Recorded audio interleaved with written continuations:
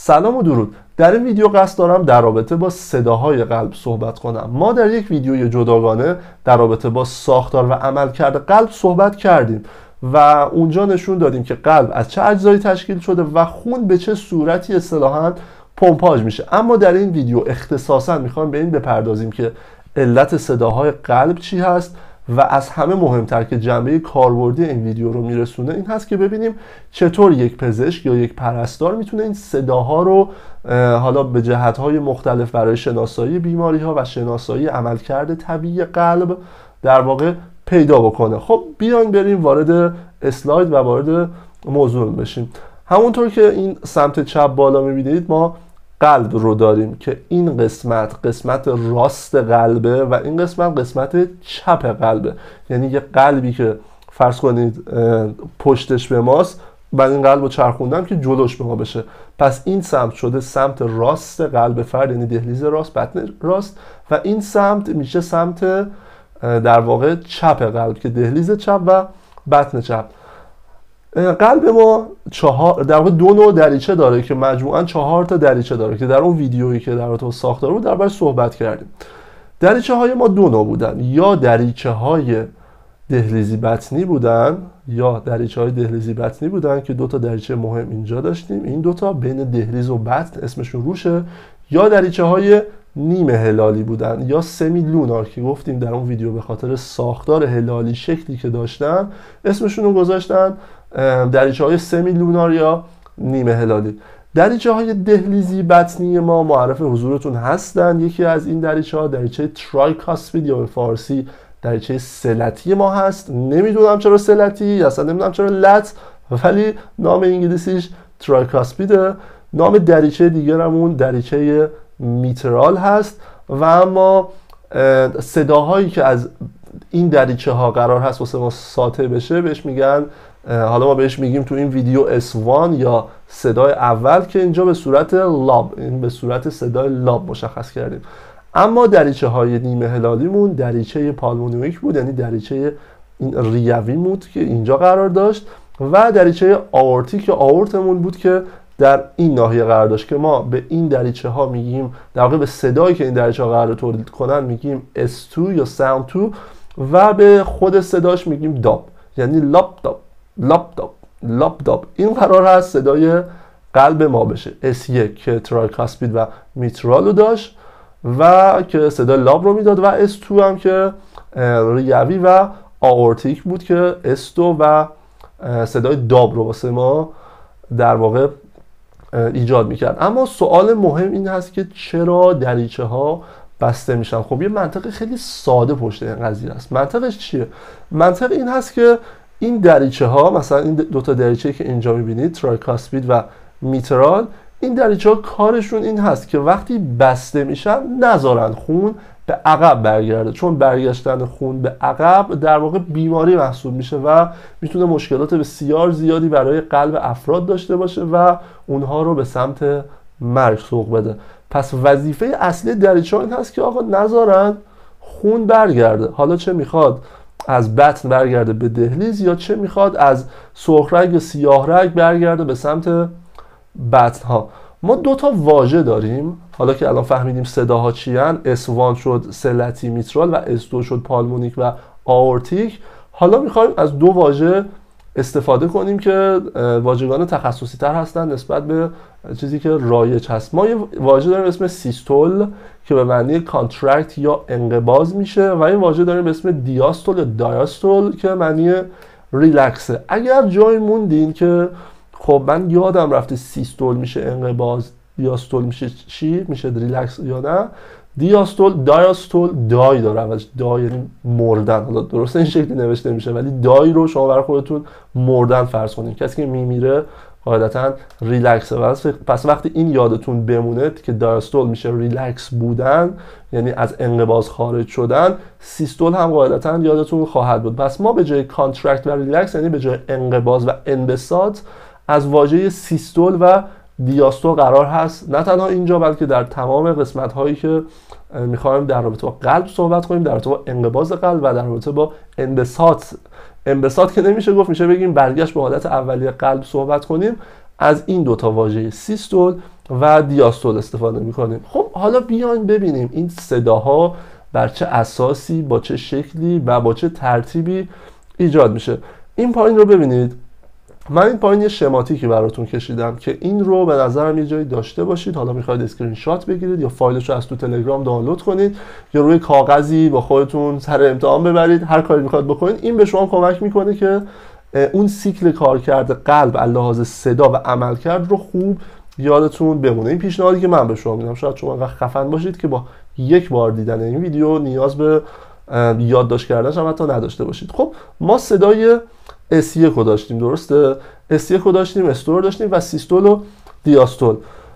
S1 که ما در واقع همون دریچه های چی بودن؟ دریچه های دهلیزی بطنی بودن که ما AV اینجا می نویسیم و صدای لاب می دادن و از سمتی هم S2 ما که اینجا SL می نویسیم یعنی سمی لونار، همون صدای داب رو برامون ایجاد میکنن. از این سمت ما گفتیم سیستول میشه کانترکشن یا انقباض که به معنی انقباض در قلب به معنی تخلیه خونه، ایجکت خون به بیرونه، ایجکت خون به یک فضای دیگه است و دیاستول که به معنی ریلکس بودنه که در قلب به معنای پر شدن. یعنی وقتی جای دیاستول داریم یعنی یه قسمت از قلب داره پر میشه، وقتی جای سیستول داریم یعنی یه قسمتی از قلب داره انقباض صورت میگیره و خون خارج میشه. خب در شرایط عادی که ما هستیم، فرض کنید که از سمت دهلیزها خون، ببینید چطور از سمت دهلیز راست خون به سمت بطنا میره. اینجا خون میره تا فضای در واقع بطن پر میشه و آماده است که خون رو پمپاژ کنه برای مرحله بعد. خب وقتی این اتفاق میفته، وقتی این اتفاق قرار هست بیفته، این دریچه و این دریچه بسته میشن. چرا بسته میشن؟ چون اگر اینها باز باشن، این دوتا دریچه که دارم نشون میدم، اینها باز باشن و بطن انقباض داشته باشه، درست خون به سمت ریه هم میره، به سمت گردش خون سیستمیک هم میره، یعنی به سمت اندام هم میره، اما باعث میشه خون به دهلیز هم برگرده. خب این برای قلب چیز خوبی نبود. ما میخواستیم که از این دریچه ها استفاده کنیم تا خون به سمت در واقع مرحله قبلش برنگرده که حالا از بطن اینجا میشه به سمت دهلیز. پس وقتی سیستول اتفاق میفته ما صدای چی رو داریم؟ صدای بسته شدن این دریچه رو داریم، صدای لاب رو داریم، صدای S1 رو داریم. وقتی سیستول اتفاق میفته خون از بطن قرار خارج بشه، از بطن قرار خارج بشه، این دوتا دریچه بسته میشن تا خون به دهلیزها برنگرده. خب الان در واقع این صدا ایجاد شد و حالا میخوایم که خب الان این سیستول اتفاق افتاد، رسیدیم به مرحله بعدی که دیاستوله. ما استور هم داشتیم که گفتیم استور مربوط به دریچه نیمه هلالی هست، یعنی این دریچه و این دریچه. خب این دریچه ها کی باید بسته باشن؟ درسته؟ ببینید وقتی که اینجا داره خون پر میشه، وقتی قراره تو بطن پر از خون جمع بشه، اگر این دریچه ها همینطوری باز باشن خب خون به سمت اینجا هم میره دیگه، یعنی به درد ما نمیخوره. به همین دلیل هست که وقتی در زمان دیاستول یا دایاستول ما هستیم، وقتی در زمان ریلکس بودن هستیم، ما در واقع اون برگشت قلب به حالت اولیه رو داریم. فرض کنید این سیستول بود، داب، حالا برگشت به حالت قبلیه رو داریم، داب، صدای استو یا استومون ایجاد میشه. پس سیستولمون وقتی شد که ما انقباض داشتیم، لاب، وقتی که دیاستول اتفاق افتاد که این دوتا دریچه بسته بشن، به جاش دریچه های در واقع همین دهلیزی بطنیمون باز باشن که خون وارد بطن ها بشه و این قسمت پر بشه، این دوتا دریچه بسته میشن. این علت، یعنی این کار هم برای پر شدن و وارد نشدن خون به در واقع مراحل بعدیه و هم باعث میشه که خونی که درون در واقع میترال وارد آورت ما شده بر نگرده به بطن. پس دو تا کار در واقع واسه ما انجام میده. خب پس سیستول شد لاب، دیاستول شد داب. حالا برای اینکه بیشتر این موضوع جا بیفته، چون کم از شکل استفاده کردیم، میان یک طور دیگه بهتون بگم. ببینید ما اینجا 3 تا شکل داریم، درسته؟ ما اینجا 3 تا شکل داریم. S1 داریم، بعد سیستول اتفاق میفته، درسته؟ S2 داریم و بعد دیاستول اتفاق میفته. ببینید در مرحله اول گفتیم سیستول یعنی صدای لاب، یعنی بسته شدن دریچه های چی؟ دریچه های ترایکاسپید و میترال یا دریچه های دهلیزی بطنی. و در دیاستول یا ریلکسیشن یا ریلکس شدن ما صدای داب رو داشتیم، یعنی دریچه های سمی لونار. چه دریچه هایی؟ دریچه ریوی و دریچه آورتیک. وقتی که قرار هست این اتفاقاتی که این گوشه توضیح دادم این بالا بیفته، به این صورت هست که خب از دهلیزها خون وارد بطن ها میشه. حالا وقتی که این بطن ها پر شد باید خون خارج بشه دیگه، تا به سمت تا به قسمت های دیگه بدن هم منتقل بشه. از این قسمت بره به سمت ریه ها و از این قسمت یعنی از بطن چپ بره به سمت سیستم گردش خون سیستمیک و وارد سایر ارگان های بدن بشه. خب وقتی که این اتفاق میفته، این دریچه ها پر میشن، این 2 تا دریچه بسته میشن، این 2 تا دریچه بسته میشن، اینجا ما صدای لاب رو میشنویم، دریچه ها بسته شدن و خون از این 2 جا به سمت ریه ها میرن و از آورت هم و از این پایین هم به سمت در واقع گردش خون سیستمی یا سایر ارگان ها میرن و مجدد این سیکل تکرار میشه. یعنی اینجا خون ایجکت میشه و در واقع اینجا مجدد خون پر میشه. یعنی وقتی که خون ایجکت شد رفت سمت ارگان ها، حالا مجدد ما وارد فاز ریلکسیشن شدیم، دیاستول شدیم. داب این دیاستول هرش اتفاق میفته، داب میکنه و این دریچه هایی که بسته بودن باز میشن، به جاش این 2 تا دریچه دیگه بسته میشن و بطن های ما پر از خون میشن تا در واقع برای مجدد مرحله بعدی که S2 هست این اتفاق میفته. یعنی این یک سیکلی هست S1 S2 که اتفاق میفته، لاب داب لاب داب لاب داب، خون از بطن خارج میشه، باز پر میشه، باز خارج میشه، باز پر میشه. دریچه های ما فکر کنید این 2 تا دریچه بودن، حالا من دستام بیارم یکم نزدیک میکروفون شاید صداشو بشنوید. وقتی بسته میشن، نمیدونم صداش میاد نه، وقتی بسته میشن باعث ایجاد یه صدایی میشن و اون صداها رو ما اسم اونایی که توی جزء دریچه‌های دهلیزی بطنی بودن گذاشته بودیم لاب، به اونایی که جزء دریچه‌های نیمه هلالی یا سمی لونار بودن گذاشتیم داب. لاب داب. پس این بود تمام چیزی که به نظر من برای دونستن صداهای قلب نیاز داشتید. اگر بخوام مجدد سریع بگم این هست که بطن‌ها میان از خون پر میشن و بعد از اینکه ایجکت صورت میگیره، با ایجکتی که انقباضی که صورت میگیره با سیستولی که صورت میگیره باعث میشه که دریچه های دهلیزی بطنی بسته بشن و ما صدای S1 رو بشنویم و بعد از اینکه خون به سمت سایر قسمت ها رفت دوباره بطن خواست پر بشه، قبلش بطن دوباره به حالت ریلکس یا اولیه خودشون برمیگردن، دیاستول اتفاق میفته و این 2 تا دریچه دهلیزی بطنی که ما داشتیم باز میشه و دریچه نیمه هلالی هامون بسته میشه. حالا بریم قسمت جالب و مهم ماجرا که به درد دانشجوهای پزشکی و پرستاری و افرادی میخوره که با بیماران به صورت مستقیم و به خصوص باز بیشتر با بیماری های مرتبط به قلب اونها تماس دارن و بیشتر با اونها درگیر هستن. خب ما اینجا میخوایم در رابطه با صداهای قلب صحبت کنیم، لحاظ لوکیشن یعنی صدای قلب از کجا میاد و لحاظ تایمینگ یعنی در چه موقعی. S1 این ما صدای S1 رو میشنویم، صدای S2 رو میشنویم، صدای لاب رو میشنویم، صدای داب رو میشنویم، هم میخوایم جاش رو این مشخص کنیم. خب در صورت میخوایم ببینیم که چه این صداها که گفتیم هر کدوم از کجا میاد، مکانشون کجاست و چجوری شناسایی میشه. ببینید ما 2 تا دریچه داشتیم که نیمه هلالی بودن دیگه، درسته؟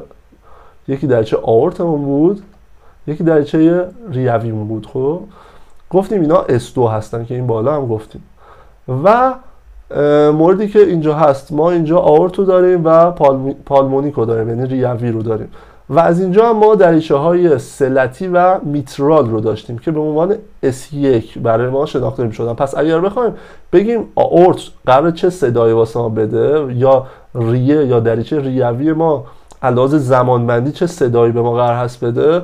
خب آورت و پالمونیک قرار صدای S1 S2 به ما بدن و این دو تا دیگه S1. حالا میایم به ترتیب جلو بریم ببینیم هر کدوم کجای بدن قرار دارن. خب ببینید این آورت دیگه، درسته؟ S2. ما میایم جناق سینه رو، فضاهای بین دنده رو، در واقع این فضاهای سفید خالی فضای بین دنده که بهش میگن intercostal space، یعنی فضای بین دنده. اینجا میایم نامگذاری میکنیم که شمارهشون رو داشته باشیم 1 2 3 4 5 و به همین ترتیب ادامه داره، هم این سمت هم این سمت. میخوایم ببینیم این آورتیک ما در چه آورتی ما اگه بخوایم صداشو بشنویم از کجا باید روی قفسه سینه شناسایی بکنیم. یعنی میخوایم ببینیم رو این شکل ما باید کجا رو دنبال صدا بگردیم. برای آورتیک میگن در واقع این نقطه چیه؟ این نقطه رو اگه ببینین میشه فضای بین دنده‌ای دوم، این یک این دو، فضای بین دنده‌ای دوم در مرز استرنوم یا حالا استرنال بهش میگن، یا در مرز جناق، چون تقریبا چسبیده به جناق.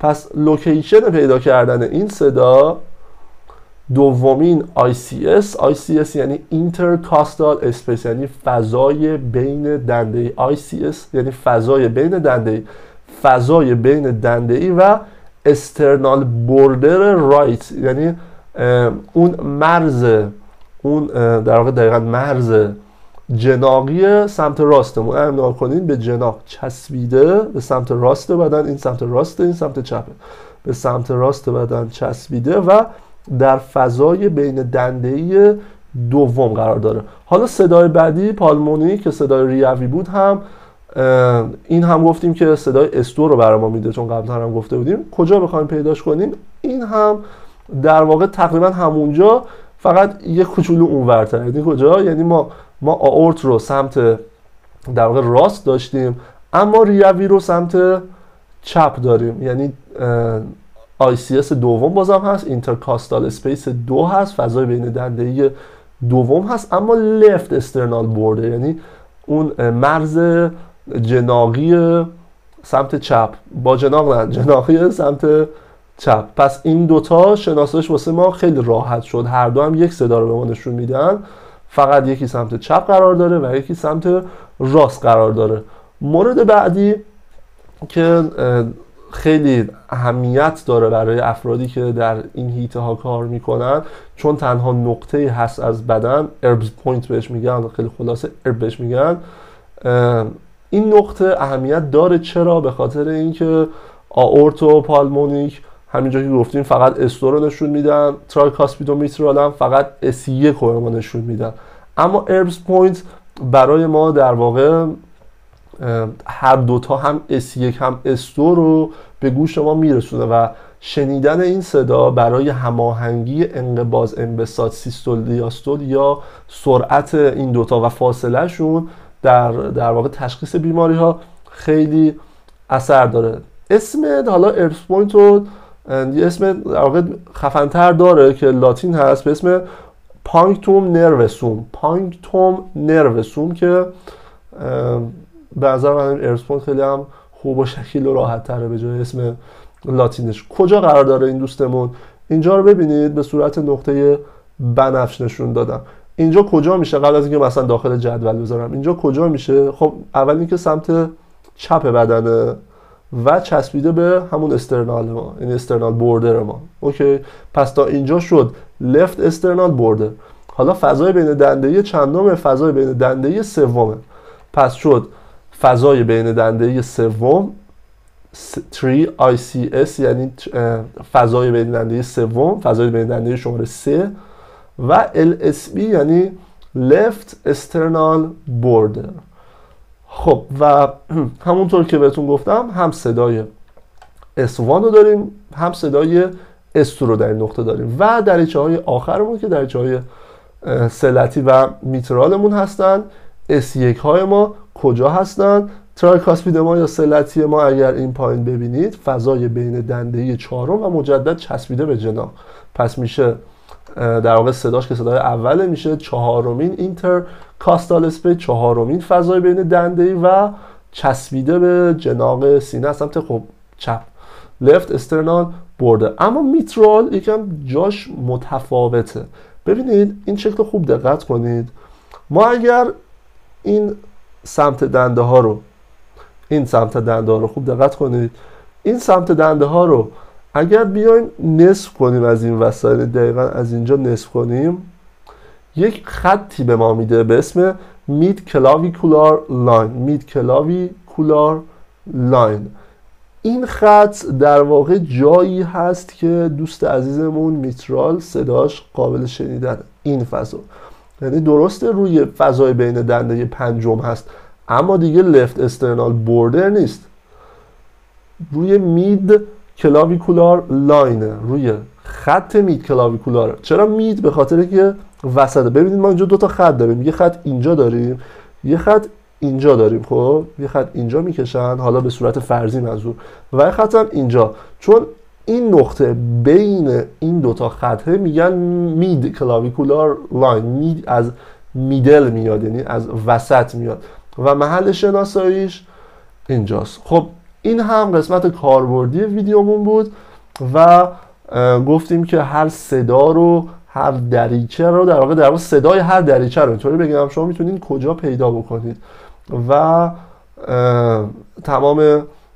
نقاط هم بهتون گفتم که هر کدوم مرتبط با چه صدایی هم. فقط گفتیم اربس پوینت نقطه بسیار مهمی هست که هم صدای S1 هم صدای S2 رو نشون میده، هم لاب به ما میگه هم داب به ما میگه و از همین منظر واسه ما در واقع واسه پزشکا، من که پزشک نیستم، واسه پزشکا و افرادی که با بیماران سر و کار دارن، به خصوص بیماران قلبی، بسیار بسیار کاربرد داره. خب ویدیو ما اینجا به پایان رسید. قبل از اینکه تموم بکنیم و خداحافظی ازتون بکنم، خیلی ممنون میشم که ویدیو رو لایک کنید، حتما سابسکرایب هم کنید تا ویدیوهای دیگه هم دنبال داشته باشید تا ویدیوهای دیگه هم بتونید دنبال کنید و ببینید.